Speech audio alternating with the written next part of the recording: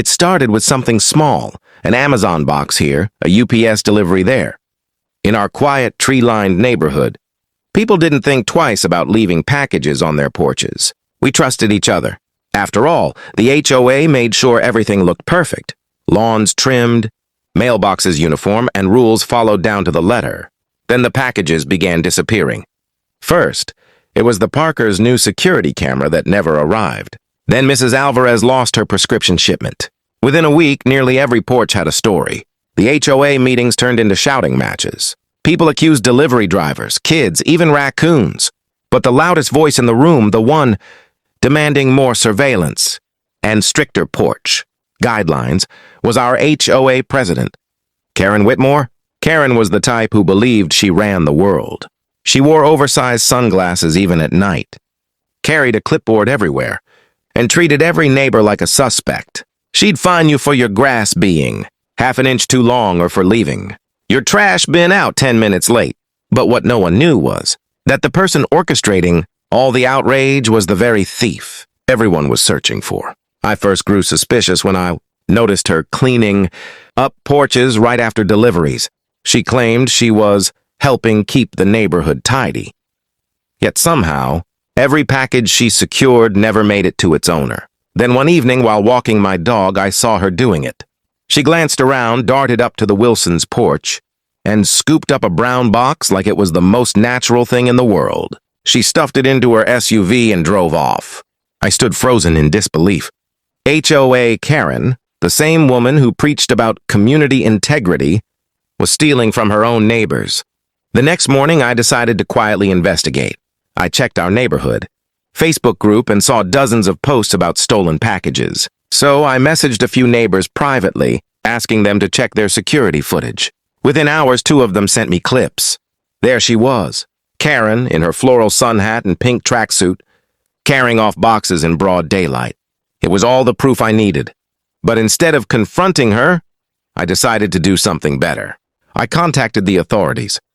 I didn't expect what came next, because the moment the FBI got involved, everything spiraled beyond anyone's imagination. After I sent the footage to the authorities, I expected maybe a patrol car or a detective visit. What I didn't expect was a full-blown federal investigation.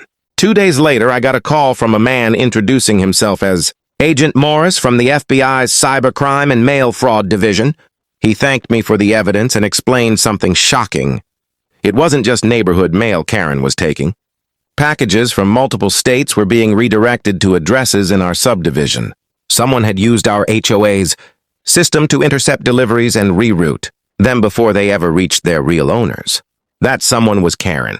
Apparently, she'd been using her position as HOA president to collect residents' delivery schedules from the neighborhood's internal portal, a system she insisted everyone use for security reasons. She'd found a loophole, changed addresses slightly, and had the items redirected to unoccupied houses she had keys to, claiming she was checking on them for maintenance.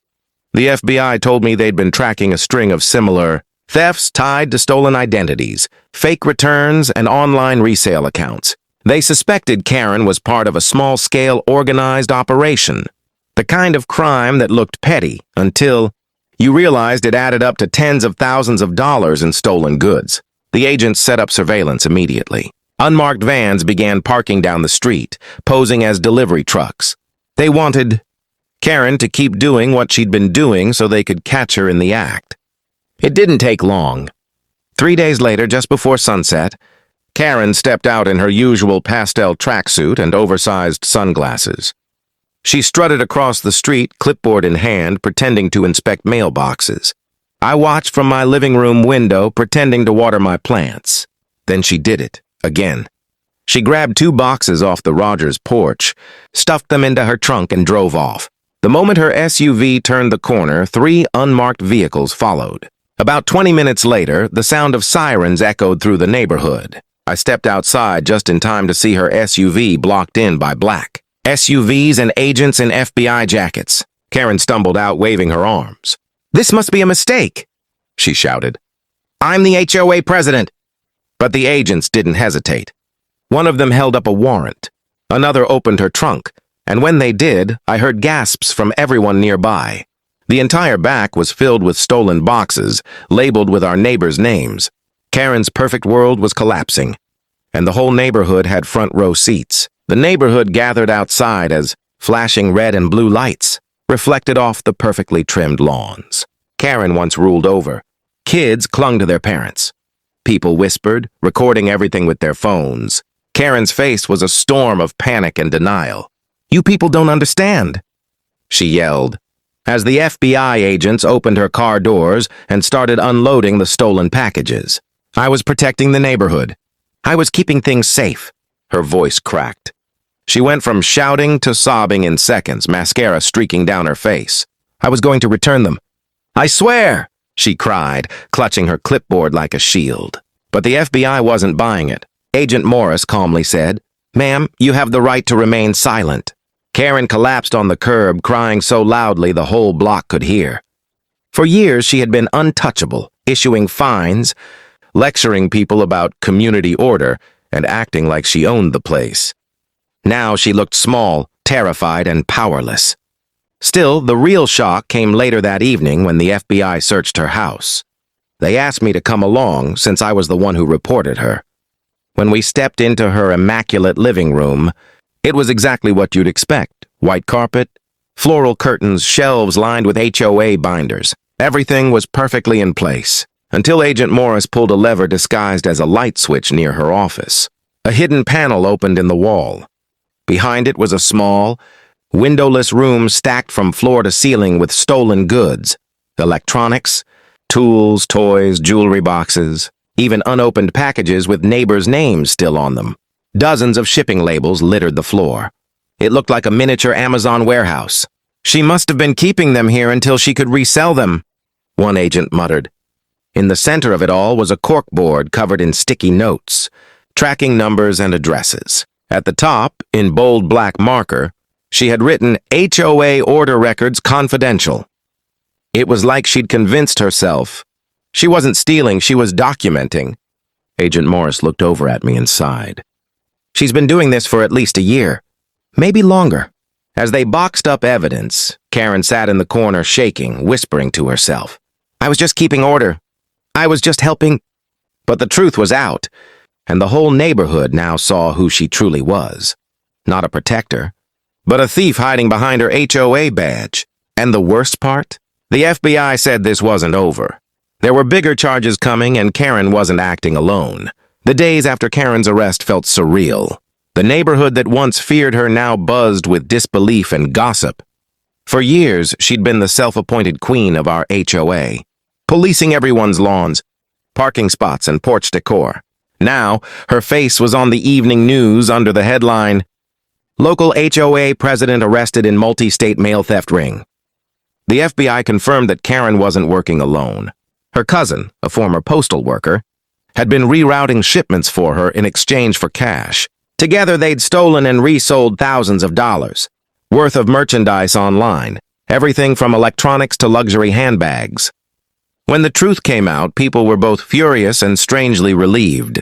It explained everything: the missing deliveries, the fake HOA security policies, and why Karen had been so obsessed with everyone using her online delivery form.